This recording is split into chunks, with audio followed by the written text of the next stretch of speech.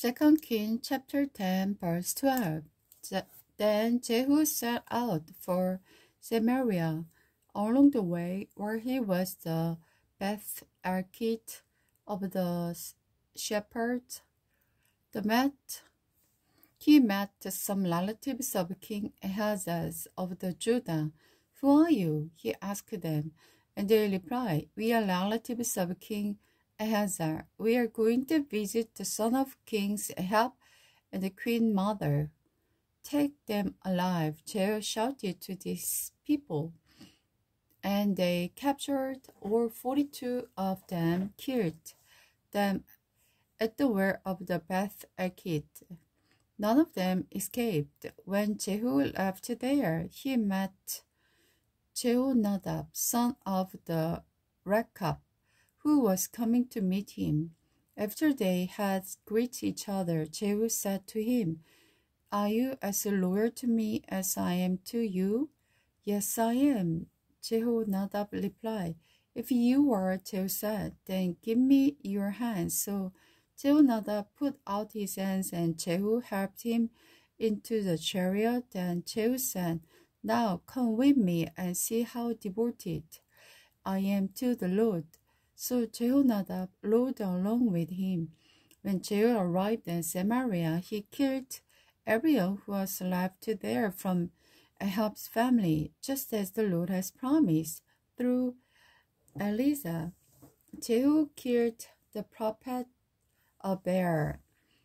Then Jehu called a meeting of all the people of the city and said to them, "Ahab hardly worshipped Baal at all compared to the way I worshiping. Summon all the prophets and worshippers of the Baal and call together all his priests. See to it that every one of them comes, for I am going to offer a great sacrifice to Baal. Any of Baal's worshippers who fail to come with will be put to death." But Jehu's plan was to destroy all the worshippers of Baal. Then Jehu ordered, "Prepare a solemn assembly to worship Baal." So they did. He sent messengers throughout all Israel, summoning those who worshipped Baal. They all came and filled the temple of Baal from one end to the other. And Jehu instructed to the keeper of the wardrobe, "Be sure that every worshiper of Baal wear one of their robes." So robes were given to them.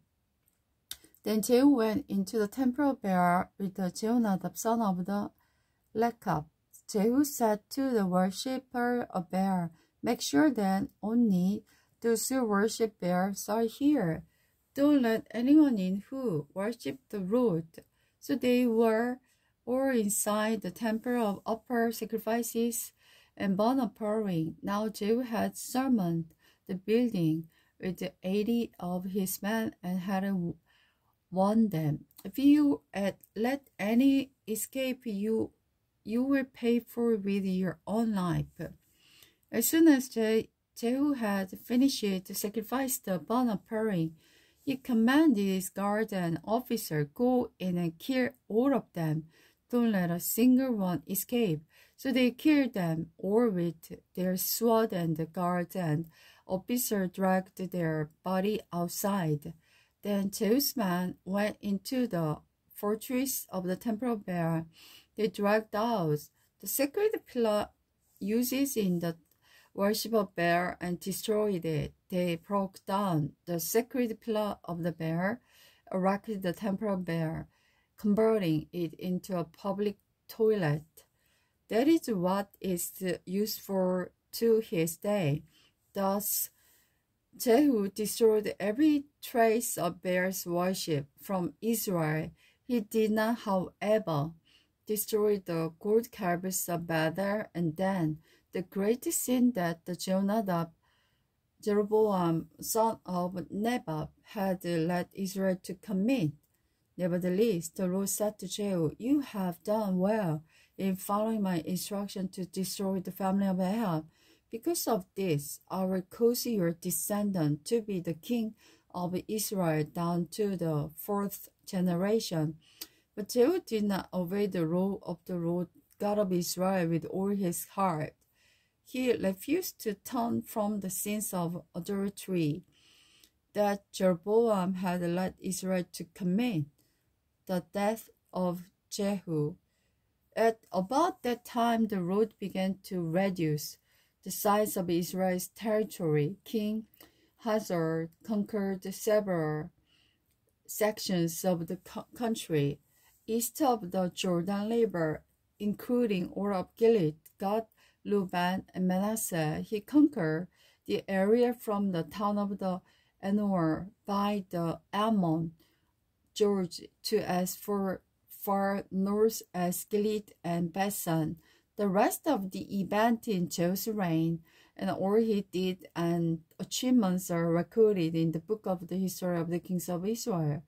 When Jehu died, he was buried with his ancestor in Samaria. Then his son, Ahaz, became the next king. In all, Jehu reigned over Israel from Samaria for 28 years.